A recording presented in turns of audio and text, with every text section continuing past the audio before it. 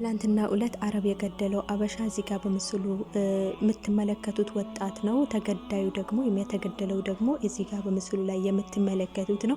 ኢና ሊላሂ ወኢና ኢለይሂ ራጂኡን። ከእንደዚህ አይነት ነገር አላህ ሱብሃነሁ ወተዓላ ይጠብቀን ይጠብቃችሁ። አሰላሙ አለይኩም ወራህመቱላሂ ወበረካቱ። ውድና የተከበራችሁ ውድ ተመልካቾቼ እንዴት ናችሁ? እንደምን ቆያችሁ? ከኔ ጋር ሁሉ ሰላም ነው አልሐምዱሊላህ። ትላንትና እንግዲህ አረቦች በሰፊው ሲያዘዋውሩት የነበረው እንዲሁም ደግሞ ሳውዲ ላይ በኃይለኛው አሁን ተፍትሽ እየበዛ ነው። ምክንያቱም እዚህ ጋር በምስሉ ላይ የምትመለከቱት ኢትዮጵያዊ ወጣት እዚህ ጋር ደግሞ የምትመለከቱትን አረብ ገሎ እንግዲህ ትላንትና ተሰውሮ ነበረ። ያው አረብ ሀገር ላይ ሰውን ገሎ መሰወር ፈጽሞ ማይቻል ነው ማለት ተሰውራችሁም አትሰወሩም። ብትሰወሩ ለደቂቃዎች ወይም ለሰዓታት እንጂ ከዛ በላይ ከነሱ ማምለጥ አይቻልም። ይህ ወንድማችን እንግዲህ ይህንን አረብ ገሎ ጠፍቶ ነበረ ለትንሽ ሰዓታት። ከዛ እንደተያዘም አሁን መረጃዎች እየወጡ ነው። ትላንትና ፎቶ ማነው ገዳዩ ስትሉ ነበረ። አሁን ግን በሰፊው ዛሬ ደግሞ ጭራሽ በኃይለኛው ሚዲያ ላይ አረቦች አጥለቅልቆታሉ።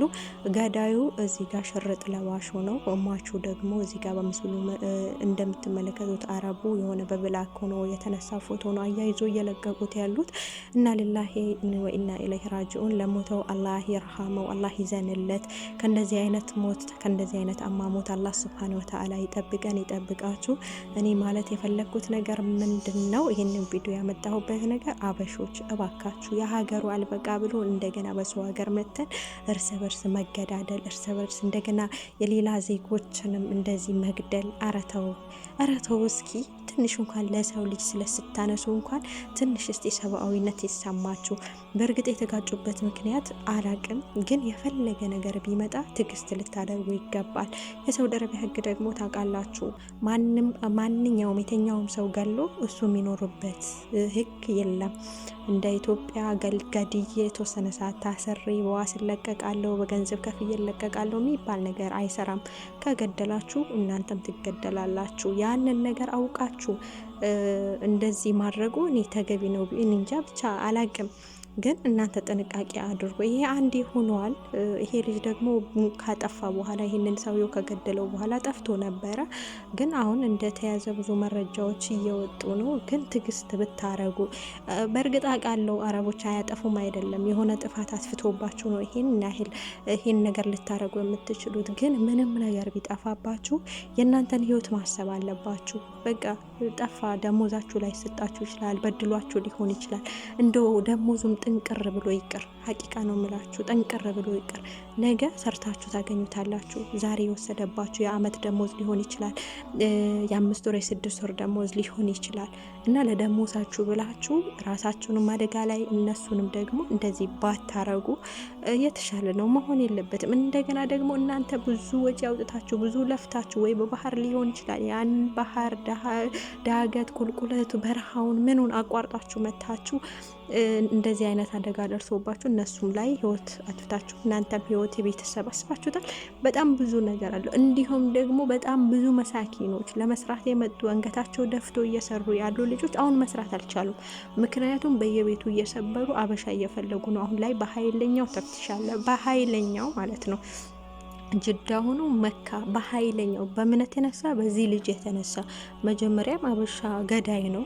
እኔ ይሄንን ያኔ እርስ በራሳችን ስለምንገዳደል እኛን እንደ ገዳይ ነው የሚያስቡት። ግን ደግሞ እዚህ ሀገር እኛን እንድንገባ መፍቀዳቸው ራሱ እኔ አጃይብ ገርመኛል ብቻ ማለት እንደዚህ አይነት ሰዎችን ማስገባታቸው። ሀገራቸው የጠራች ናት፣ ከሁሉ ነገር ንጹህ የሆነች ሀገር ናት፣ ከዘረኝነት ከሰው እርስ በርስ ከመገዳደል ከብዙ ነገር ግን እኛ ዘረኝነት አለ፣ እርስ በርስ መገዳደል አለ፣ ከምሩን ምኑን በቃ እኛ ሀገር በብዙ ነገር የተጨማለቀች ሀገር ናት። ግን ያንን ህዝቦቿን ደግሞ እዚህ ሀገር እንድንረዘቅ እነሱ መፍቀዳቸው ራሱ ትልቅ ነገር ነው። ግን ሆኖም ደግሞ እዚህ መተን አንገታችን ደፍተን ለምንሰራ ሰዎች አንዳንድ እንደዚህ ያሉ ሰዎች ደግሞ እንቅፋት ይሆንብናል። አሁን አንገታቸውን ደፍተው በባህር ያንን ባህር አቋርጠው ለቤተሰቦቻቸው ለልጆቻቸው ለራሳቸው ብሎ አንገታቸውን ደፍተው የሚሰሩ ብዙ ወጣቶች አሉ፣ ብዙ ባህርተኞች አሉ። ማለት ያሳለፉትን ህይወት እያሰቡ እየተበደሉም ቢሆን አንገታቸውን ደፍተው የሚሰሩ ግን አሁን በዚህ ልጅ ምክንያት እንዳይሰሩ ተደርጓል። ምክንያቱም በየገጠሩ እነሱ እየፈለጉ ነው። አሁን ላይ አበሻ እየለቀሙ ነው። በየከተማው አበሻ እየለቀሙ ነው። በየቤቱ ሰብሮ አበሻን እየያዙ ነው ማለት ነው። እና በማን የተነሳ በእንደዚህ አይነት ጋጠ ወጥ በሆኑ ሰዎች ማለት ነው። እና እባካችሁ የወጣችሁበትን አላማ አርፋችሁ ስሩ። በቃ አላማችሁ ከሀገራችሁ ያንን ሀገር ስታቋርጡ ምን ለማድረግ ነው? ሰርታችሁ ለመለወጥ ነው። በቃ ሰርታችሁ ለመለወጥ መጣችሁ፣ አልተመቻችሁም ወይ ደግሞ ገንዘባችሁን ተበልታችኋል። ገንዘብ ተሰርቶ ይገኛል እኮ ያ ሀባይቢ። የኔን ህይወት እኔ ሰርቼ መመለስ አልችልም። ቤተሰቦቼን እየጠበቁኝ ነው፣ መች ከመች ትመጣለች እያሉ መች ከመች ናፍቆታችን እንወጣለን። በተለይ እናት ለዚህ ልጅ እኮ እናት አለችው፣ መቼ ይመጣልኛል ብላ በር እያየች ነው። አሁን ደወለ አልደወለ ብላ ሁሉ ስልኳን እያየች ነው፣ እየተጠባበቀች ያለች እናት ናት። ግን እሱን ይሄንን ወንጀል ፈጽሞ አሁን ላይ ተይዞ ይሄ የፈጸመው ወንጀል ራሱ ላይም ደግሞ ይፈጸምበታል። ያ ማለት ደግሞ እኛ ብቻ አይደለም የምንጎዳው እንደዚህ አይነት ነገር ስናደርግ። እናት አባት ቤተሰብ አሉን ስለኛ የሚጨነቁ፣ ቢያንስ ለእነሱ ማሰብ አለብን። እና የመጣንበትን አላማ ትኩረታችን እዛ ላይ አድርገን ሰርተን ወደ ሀገራችን መመለስ። ችግር አይፈጥሩም አይደለም፣ ብዙ ችግሮችን ችለን ነው እኛ ሰው ሀገር የምንሰራው። ብዙ ጫናዎች አሉ። ብዙ አመታትን የሰሩበትን ገንዘብ የተበሉ እህቶቻችን አሉ፣ ወንድሞቻችን አሉ። ግን ህይወታቸውን ለማትረፍ ደግሞ እንደዚህ አይነት ነገር እንደዚህ አይነት መስዋዕትነት ራሳቸውን አደጋ ላይ የሚጥል ነገር አይፈጽሙም። ለምን? እነሱ ዛሬ ገንዘብ ከለከለኝ ወይ በሆነ ነገር ተጋጭቶ ያንን ሰው ቢገሉት እነሱ መገደላቸው ስለሚያስቡ ከዚህ ሁሉ ነገር ደሞዙን በቃ ይብላው፣ እዚህ አገር አዱንያ ላይ ከበላ አኺራ ላይ ይከፍለኛል ብሎ ጥሎ የሚሄድ ብዙ ሰው አለ። ያ ምንድነው? ለራሱ መስዋዕት መሆን ስለማይፈልግ ሌላ ሰው አደጋ ላይ አድርጎ ሌላ ሰው ገሎ እሱም እንዳይገደል ስለሚፈራ ማለት ነው። ተኸየሉ አሁን ይሄ ልጅ አሁን እነሱ አፉ ቢሉት ራሱ ምን ያህል ጊዜ እንደሚቆይ አይታወቅም። አፉ ሊሉትም ይችላል፣ ሊገሉትም ይችላል፣ አይታወቅም ፍርዱ።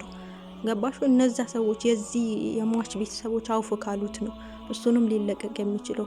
ወላሁ አለም። አሁን ሌላን እየተመለከታችሁት ነው። ሌላ ስንት ጊዜ ሆነ ሰዎቹ አውፍ ብሎ ገንዘብ ተሰባስቦ ያ ሁሉ ገንዘብ ወጥቶ ተሰባስቦላት እስካሁን መውጣት አልቻለችም።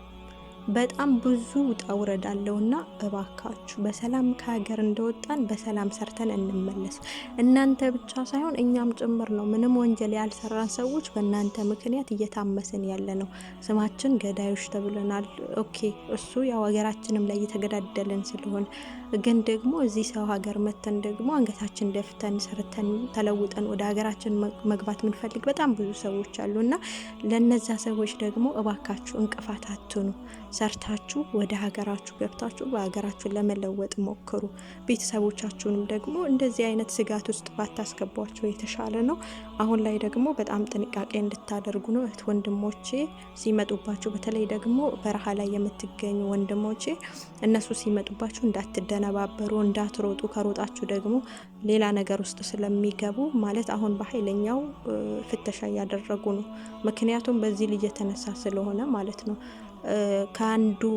ከአንዱ የተነሳ ሌሎችን እንዲያጠቁ ስለሚችሉ እባካችሁ እንዳትሮጡ ለማለት ነው። እንግዲህ ይህችን መልእክት ላስተላልፋችሁ ብዬ ነው። ይሄ ልጅ ማን ነው ገዳዩ ምናምን ስትሉ ስለነበረ ይሄ ልጅ ነው ገዳዩ። ሟች ደግሞ እዚህ ጋር በምስሉ የምትመለከቱት ነው። ገዳዩ ደግሞ ሽርጥ የለበሰው ነው።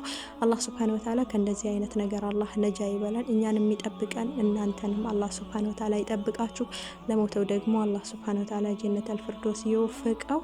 እና ውዶች ይሄን ይመስል ነበረ። እንግዲህ በሌላ ጊዜ ደግሞ በመልካም መረጃ ተመልሼ እስከመጣ ያላችሁበት ሰላም ሁኑልኝ። አሰላሙ አለይኩም ወራህመቱላሂ ወበረካቱ።